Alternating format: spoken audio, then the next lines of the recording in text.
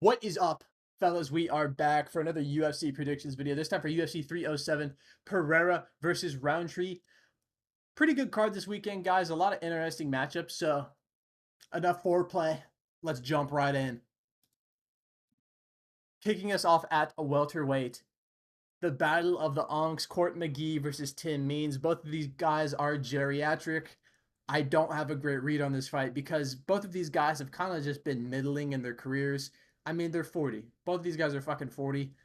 Court McGee's been getting KO'd into oblivion in his last few fights, besides having a close fight with Alex Morono, which was surprising. And Tim Means just got nuked by Uros Medic, if my memory serves me right. But before that, he had a win over Andre Filho, but Andre Filho is fucking terrible.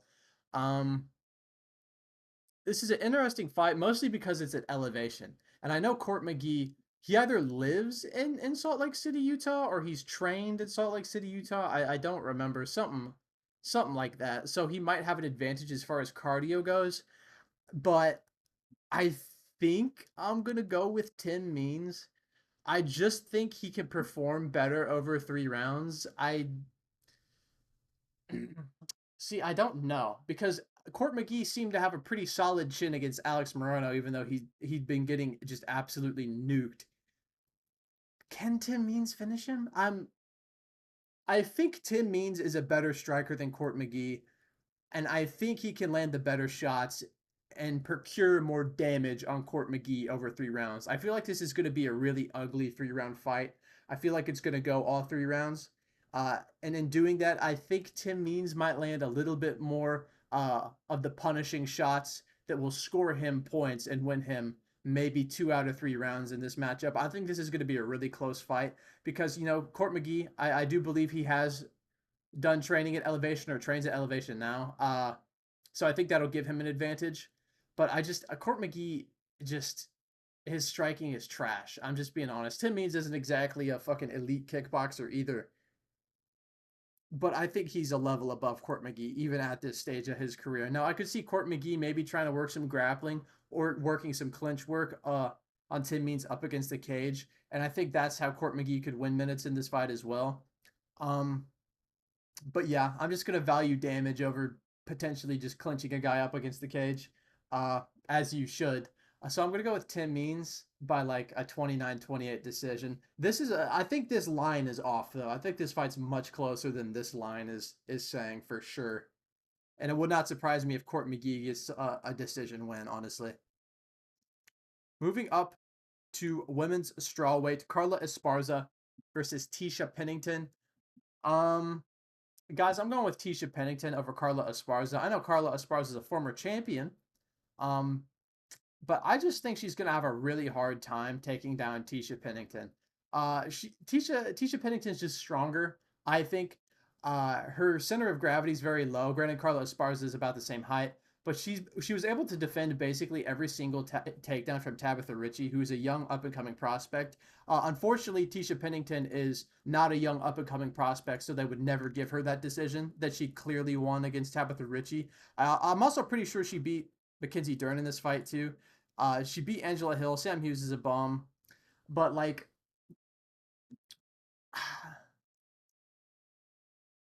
I just think she's more athletic. I think she's more physically powerful. I don't think the takedowns of Esparza are going to present themselves. And Tisha Pennington's just a much better striker. She throws much more output. She's much more explosive.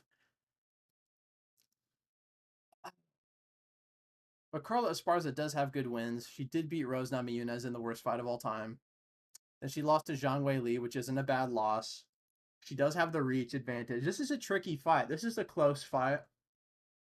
But I think I'm not gonna talk myself out of it. I'm gonna go with Tisha Pennington. She's more explosive. She's way faster. I think she could defend the takedowns. Maybe I don't even think elevation is going to play that big of a role because Tisha Pennington can push an insane pace for 3 rounds at not elevation. I think she'll be fine in this fight. I don't think she's in any danger of gassing out. I also like that she's been relatively active. That fight against Tabitha Ritchie, I can't remember what card it was on, but it wasn't that long ago where she was brutally fucking robbed by Tabitha Ritchie. I That fight drove me fucking insane because I picked Pennington to beat Ritchie and she clearly did, but that's not important. But yeah, I think Tisha Pennington here is going to win a decision. I think she's going to land the better shots in the feet. I think she will stuff most of the takedowns from Carla Esparza, and I think she'll land more damage just being the more explosive and faster striker, who puts out more volume, generally speaking. So yeah, Tisha Pennington decision. Maybe 29-28. Maybe Carla Esparza gets her down, gets her round or something, but I think largely Pennington's the side here, in my opinion. Moving up to light heavyweight, Ryan Spann versus Ovince St. Preux. Now, Ryan Spann's kind of a big, goofy dum-dum, but Ovince St. Preux is 6,279 years old. So I'm going with Ryan Spann. Ovince St. Preux, he's coming off a win in his last fight. Kennedy Nzechukwu is the worst fighter in light heavyweight history. Somehow lost to 41-year-old Ovince St. Preux in a stand-up fight the majority of the time. That's impressive. Ryan Spann does make some interesting decisions as far as fighting goes. His fight IQ is not exactly high, but he is very athletic and he is wildly powerful. He's the younger guy.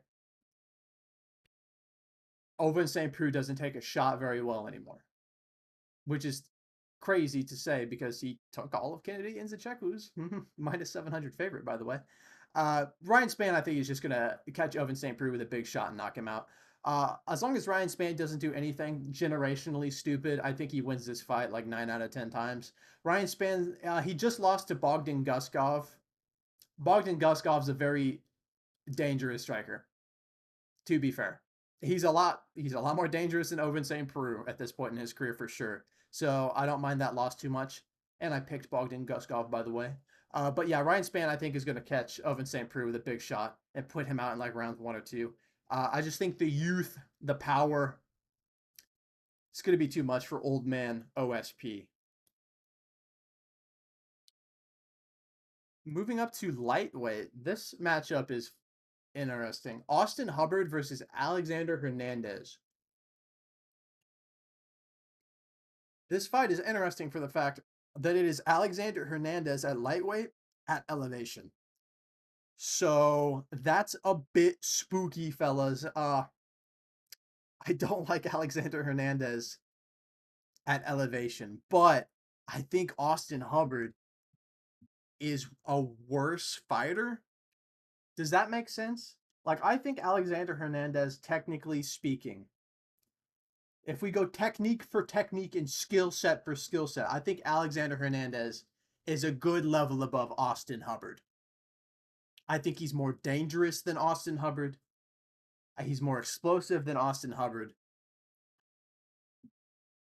But my God, does this guy break down sometimes? And I'm worried at elevation that he's going to break down faster. But I also can see a world where he comes out so hot and he's so much better than Austin Hubbard that he just obliterates him in the first like 5 minutes and it's no big deal.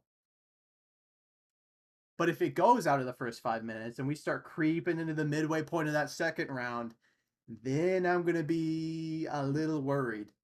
But the level of competition, I mean, it's not even fucking close. Alexander Hernandez has fought a lot of dogs. Now, I don't care about, Billy Quarantello, Bill Algeo, Damon Jackson. Those losses I don't give a fuck about. I mean, it's horrific that you lost to Damon Jackson, but Alexander Hernandez is a fucking tank at lightweight. Like, huge lightweight, all muscle. These fights are at featherweight, so I don't really care about that much because this fight's at lightweight. Beats Jim Miller at lightweight. Good win. Loses to Moicano at lightweight. Guys, Moicano's fighting for the belt. Apparently he's going on a fucking ridiculous run. Money Moicano is tearing through everybody, so that loss doesn't really matter to me all that much. Murdered Mike Breeden, but Mike Breeden's terrible. But is Austin Hubbard that much better than Mike Breeden? Remains to be seen. Lost to Thiago Moises in 21. Not terrible. Chris Grutzmacher KO'd him, but he's pretty ass. Drew Dober's a fucking demon, especially in 2020. Beat Francisco Trinaldo in 2019. All these guys are way better than Austin Hubbard. The only thing Austin Hubbard has going for him is this here. He trains at Elevation Fight Team. He fights at Elevation. And he has a good gas tank. That's my only concern. Is that Alexander Hernandez just cannot sustain his ability for 3 rounds. But logistically, Alexander Hernandez is better than this dude. He's more explosive. He's more dangerous. He has a better skill set just about everywhere. He should win this fight. I know Hubbard beat Figlak, and I think that's a good win for him, honestly. I'm going with Alexander Hernandez. I don't like this line. I don't like minus 200 for him, but I'm going with Alexander Hernandez. I think he can catch Hubbard early, and I don't know, maybe he's been working on his cardio because he knows he gasses out. He has to know. He has to know that his cardio sucks sometimes. So he has to be going hard. I'm going to trust Alexander Hernandez. Sentence I don't say too often. I think he can beat Austin Hubbard. I think he can get him out of there by TKO in like rounds 1 or 2. But if that fight gets deeper, it might start to get a little bit hairy. Uh, Moving up to middleweight, Cesar Almeida versus Ihor Potieria. It's a pretty good kickboxing matchup, fellas. I'm going to be going with Cesar Almeida, though. He's just a better kickboxer. And I think that's all this fight's going to be. I don't think Potieria is going to be trying to shoot a takedown. Like, I think they're going to go and kickbox. And if they do that, I think Cesar Almeida, he's a much more successful, much more tenured kickboxer. I mean, this guy had Roman Kopylov panic shooting for takedowns like his fucking life depended on it. You know what I mean? Uh, he's been in Pereira's camp. Him and Yorsai, I think that's how you say his name, big 6'5" kickboxer as well. Just a lot of elite kickboxers in that Pereira camp getting rounds in. And I think, you know, when your opponent's a kickboxer, I think that's the best kind of training you can get. I don't think he's going to gas out over 3 rounds, Cesar Almeida, I'm talking about. Just because I think he can make this fight kind of his pace and take this as he wants it. If he wants to slow it down, I think he can. And I think Ihor Potieria will slow down to match him. Uh, and I just think he's a better kickboxer. Uh,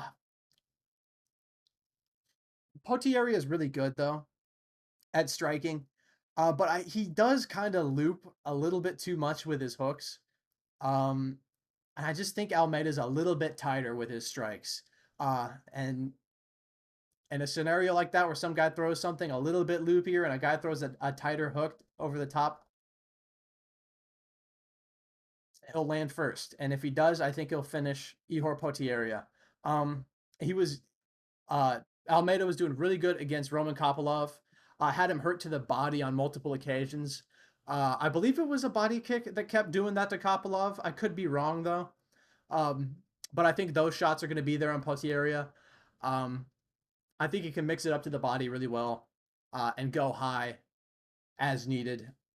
And I think defensively as well, I think he's a lot more sound with his kickboxing defense than Ihor Portieria. I'm going to go with Cesar Almeida. Um, I think I'm going to go with Cesar Almeida by TKO in like late, honestly, I want to say like late round 3. Because I feel like Potieria, he's a pretty tough cookie. I feel like he'll last for a little while. And they'll kind of just go, first round, probably feel each other out. Second round, Almeida might start getting a little bit more active, landing some good shots. And I think once it gets to that third, I think he's going to go for it and try and get him out of there. And I think he'll be successful, especially if he invests to the body early, which I think he'll probably do. Moving up to women's strawweight, Marina Rodriguez versus Yasmin Lucindo.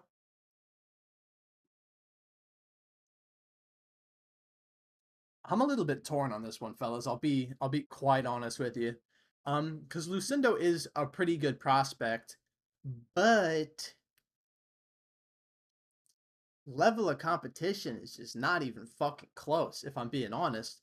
Marina Rodriguez, yeah, she's old as hell, but I mean, I think she's a better boxer than Lucindo. She's bigger than Lucindo. Her level of competition is much higher than Lucindo. I mean, we could take a peek. I think Lucindo's last win is Kovalevich, if I remember correctly.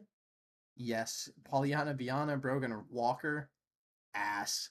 Yasmin Uruguay. Hey, we see how she's been doing lately. And we look at Marina Rodriguez's record. Not what I wanted to do, but thank you though. Uh, where the fuck was I? Right here. We pull up Marina Rodriguez's profile here. I'm in split decision to Jessica Andrade. Wildly close fight.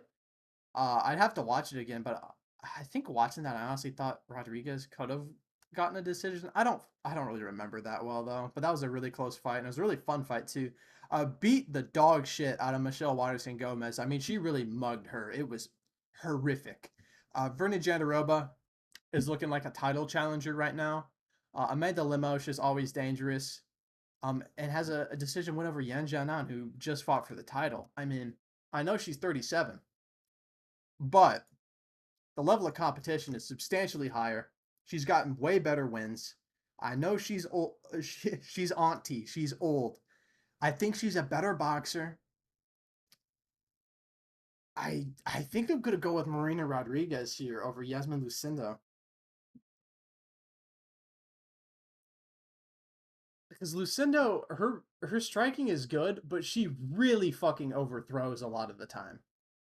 And I think in when she overthrows, I think Rodriguez can just either land a straight punch or throw a tight hook and it'll land before Lucindo's ugly ass looping shot gets anywhere near. I think Rodriguez is a more complete, cleaner striker on the feet than Lucinda.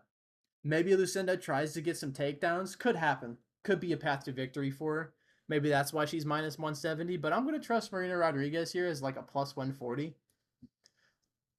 I just like the level of competition. I don't know. Moving up to welterweight. Stephen Wonderboy Thompson versus Joaquin Buckley. Interesting fight. Interesting matchup for sure, because I'm not 100% sure how this fight's going to play out. I've seen Stephen Thompson talking in interviews about how Joaquin Buckley, he's going to need to fight his ego. My thing is, I saw that interview and it kind of reconfirmed my pick in this point. If you're relying on a guy to fucking to have a giant ego so that he stands with you and doesn't beat the shit out of you, I think that's kind of a pipe dream. Um, I'm gonna be honest. Uh, if you're banking on this guy just being stupid and just standing with you for 3 rounds, I kind of don't like that. If I were to pick you as an underdog, so I'm gonna go with Joaquin Buckley, and I don't think Joaquin Buckley is like a Kevin Holland who's gonna like dap you up and like not take you down. You know what I mean? Joaquin Buckley right now, he's not like Kevin Holland in that way. Joaquin Buckley's got too much to lose right now because he's on a streak at welterweight, right? Middleweight lost to Chris Curtis, and he goes on this 4-fight run here against Fialho. Not a great win, but this was before he was completely washed in everybody's eyes. Moreno decision's a bit ugly. Beat Luque by TKO, which is a good win, and then dominated Nursultan Ruziboev, which I think is a decent win as well. Like he's on the brink of getting like a real contender shot. Uh if he gets this win, and I think he knows that. And he for sure knows his best path to victory is to take Stephen Thompson and dump him on his head and throw ground and pound on him, basically. He was able to take down Ruziboev pretty easily. Now, I said this in my breakdown. Uh, Ruziboev doesn't have great takedown defense. He never has. He's been pretty easy to just dump on his head because he likes to go for like Kimura sweeps and shit like that. So I kind of predicted that Joaquin Buckley would be able to get him down easily, but he is a very physical guy, very big, very powerful, 6'5". Like, I think he's a lot stronger physically than Wonderboy Thompson at 41 years old. I think Joaquin Buckley will be able to get Stephen Thompson down. Now, if Joaquin Buckley decides to stand up and just kickbox with Wonderboy, he'll fucking lose. Like, duh. Now if he uses his strikes, his lateral movement to set up a shot, whether it lands or it doesn't, set up a takedown attempt perhaps. That's what I would like to see from Buckley. Win minutes, get the takedown, and ground and pound Stephen Thompson. I think he can do that. Stephen Thompson is very old at this point. 41 is incredibly fucking old at welterweight. I think Joaquin Buckley can get the takedowns. And I think he'll win this fight. I think he'll probably win a 3-round decision here over Stephen Thompson, just controlling him on the ground once it hits the ground, and landing effective shots of ground and pound. So yeah, I'm gonna go with Joaquin Buckley. I think he's gonna be smart here and understand that his best path to victory is through the wrestling. I don't think he's gonna battle his ego or whatever. I think he's gonna try and get this win and get himself like a top 5 contender next. Opening up the main card at middleweight, Roman Dolidze versus Kevin Holland. Whew. Um, if you've watched any of my prediction videos, I'm not particularly high on either of these two gentlemen here. I think Dolidze is quite bad, but I think Kevin Holland is probably the most unreliable guy to pick on planet Earth. So I'm a little bit torn on this one. But I think there's something to be said for Roman Dolidze going up to 205 and beating a ranked light heavyweight fighter on pretty short notice. I didn't think he was going to do that. But Anthony Smith is fucking horrible. I knew he was bad. I was not. I was impressed by how bad. Um, but that's a good win for Roman Dolidze, and he's staying active too. He's a good grappler, really good submissions. Not the greatest takedowns though, but it's Kevin Holland in middleweight. Kevin Holland has no takedown defense. That's my thing. Like if Roman Dolidze shoots a takedown on Holland, he's probably gonna fucking get it. And if Dolidze's on top, I mean that's a dangerous dude to have on top of you like that, especially at middleweight. Kevin Holland does not have the best track record of beating middleweight grapplers. I mean Marvin Vettori was able to take him down and control him at will. You know what I mean? For 5 rounds. Derek Brunson as well. I think on the feet, Holland will have an advantage in the striking, much faster. Maybe a little. I don't know if he's more. He's probably not more powerful than Roman Dolidze on the feet, but he'll land. Because he's just got much more reach and he's much faster and his strikes are much trickier. I'm not so sure about the Kevin Holland chin so much anymore because Miguel Oleksiejczuk dropped him bad in their fight. And if he was a little bit smarter, I think he probably could have just stood Holland up and won that fight on the feet because Holland looked like a fish out there against that guy. Um, I think Dolidze's best path to victory here is probably just working his low kicks. He's got nice low kicks. Kevin Holland doesn't check them at all. He's got a pretty wide stance. He might try and counter the low kicks, but Roman Dolidze's got a block head, so I think he'll be fine. I think he just needs to work the low kicks, maybe pump the jab out and try and get his takedown. And then once he gets his takedown, I mean, he could probably submit Kevin Holland, or he could land ground and pound, or he could just control him from there. Because I don't think Holland's going to be able to get up if he does get taken down. I think Roman Dolidze wins this fight as a plus 135 underdog. I think he probably wins this fight. I think I'm going to say he wins this fight by decision because Holland isn't exactly an easy guy to finish. He's pretty fucking durable. Uh, and he's hard to submit too. I think the only guy who submitted him was Chimaev, right? With like a darts or something like that.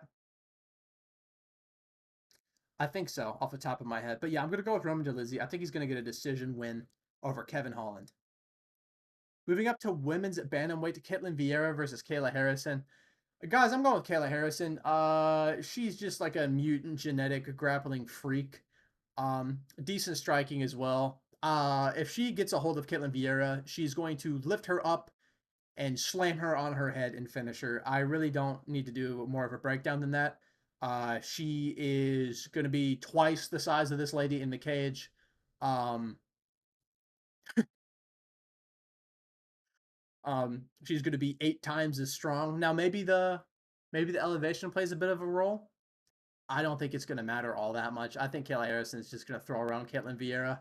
I think on the feet, it'll be pretty competitive, but my thing is Kayla Harrison isn't lost on the feet. She wasn't lost in the feet against Holly Holm. I don't think she's going to be lost on the feet against Ketlen Vieira either. And man, once it gets into that grappling range, into that judo throw range, Ketlen Vieira is going to go for a fucking ride, and she's probably going to get submitted by Kayla Harrison in like rounds 1 or 2, I think. Yeah. Moving up to bantamweight, Jose Aldo versus Mario Bautista. Guys, who do you think I'm going with? I'm going with Jose Aldo over Mario Bautista as an underdog. Mario Bautista is good, right?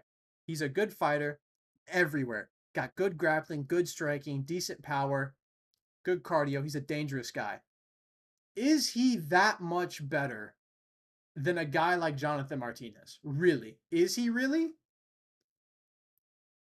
If your answer is not yes, he's leaps and bounds better than Jonathan Martinez, then you have no business picking him over Jose Aldo.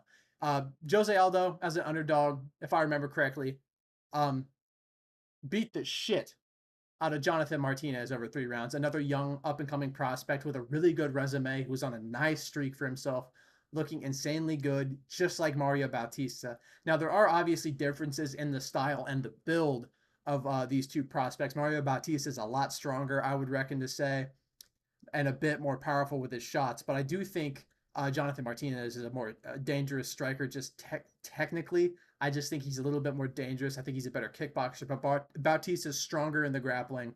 He will try and grapple. And I think he's a little bit more powerful. Now, my thing is, if it was like someone else, I would be worried. But Jose Aldo, I'm not worried about Mario Bautista taking down Jose Aldo. Like, not even a little bit. You know, Jose Aldo fought Merab Dvalishvili at elevation.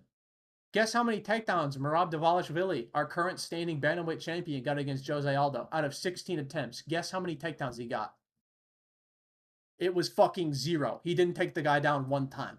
Jose Aldo has the best anti-wrestling defense in MMA history. I will die on that hill. Now, I know he's 38. He's old.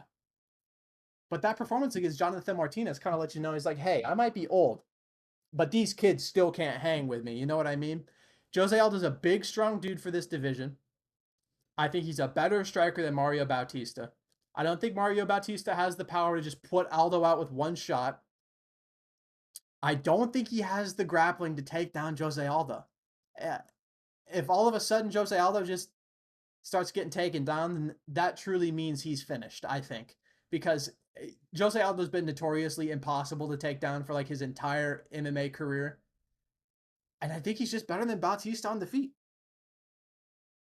I think he's going to rip to the body early and often. I think he's going to throw leg kicks as needed. And I think those strikes in particular, especially his hooks to the body, I think they're going to wear on a guy like Bautista at elevation for 3 rounds. I do. I don't see Bautista winning this fight. Maybe I'm crazy. When we look at Bautista's record, I mean, he's got good wins. But we could talk about him. Ricky Simon, good win, but Ricky Simon hasn't looked the greatest as of late. You know? Damon Blackshear says UD. That was a really close fight that he arguably lost to Damon Blackshear. And Damon Blackshear just got knocked out in like 5 seconds. So it's just not the best look. Like, if we're going to like a really close fight with Damon Blackshear or a close-ish fight with Ricky Simon, how can you expect me to pick you over fucking Jose Aldo? You know what I mean? Guido Canetti is 6,000 years old. Benito Lopez is horrible. Brian Kelleher is fucking old and horrible. And this guy's a minus 150 over Jose Aldo? Give me a fucking break. You know what I mean? I'm going with Jose Aldo. I think he can win a decision here, but I also think he can get a late round TKO over Mario Bautista just working body shots at elevation, man.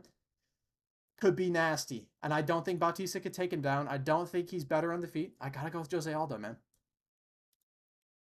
Moving up to our co-main event for the women's bantamweight title, Raquel Pennington versus Juliana Pena. Who cares?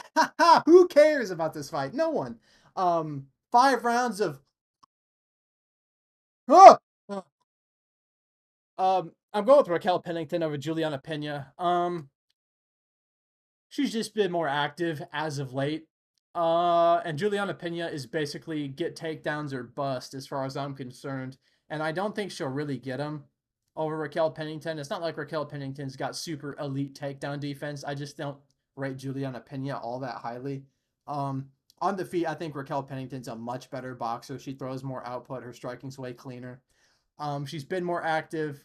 And despite her last fight against Mara Bueno Silva not being the most entertaining fight on planet Earth, Mara Bueno Silva is a very dangerous lady in this division to be fighting, with a very diverse skill set and a very diverse array of finishes. So I honestly think Juliana Pena is an easier fight than Mara Bueno Silva at this point in her career, for sure. I'm going with Raquel Pennington. I think she'll probably win a decision over Juliana Pena here. I just don't think Pena will be able to get the takedowns, and I think she's worse on the feet. Yeah, I'm going with Pennington. I'm pretty confident in that, but we'll see. It's a women's MMA fight after all. Closing out the card for our light heavyweight title main event, Alex Pereira versus Khalil Rountree Jr. Guys, who do you think I'm going with? Yes, write it down in the comments. I'm going with Alex Pereira over Khalil Rountree. There is no reason to pick Khalil Rountree in this fight. Zero. Now, I understand that Khalil Rountree can win. He's got nice Muay Thai. He's got good power. Zero reason to pick him.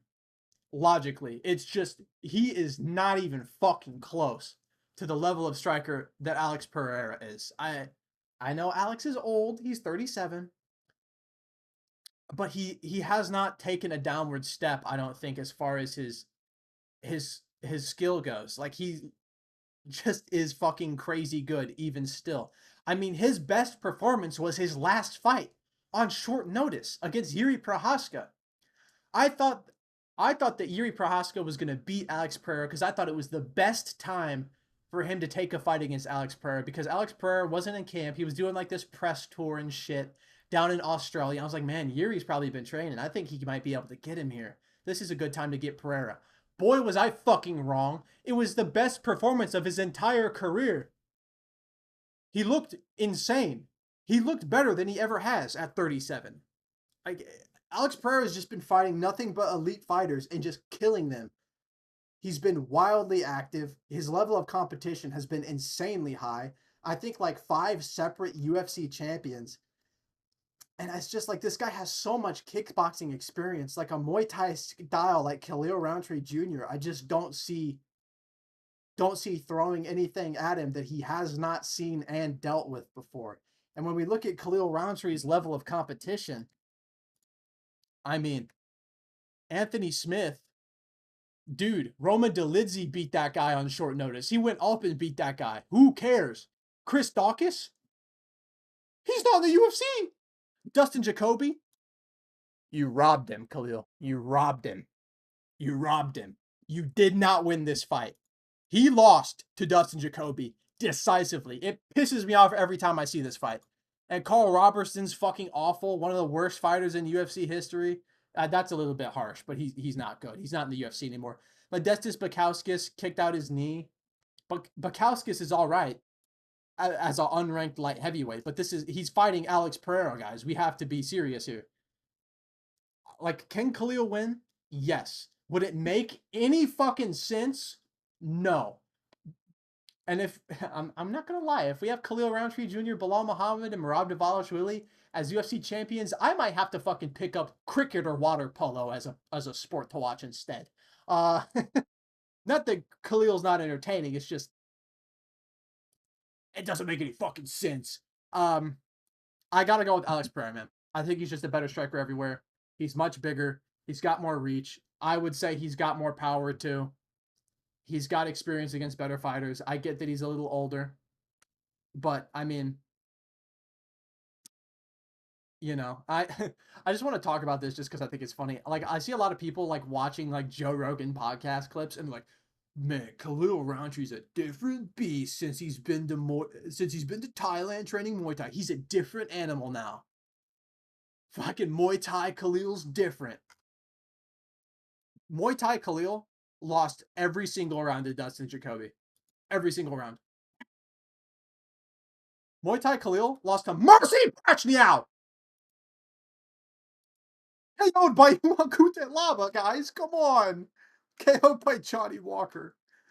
What the fuck are we doing? Subbed by Tyson Pedro?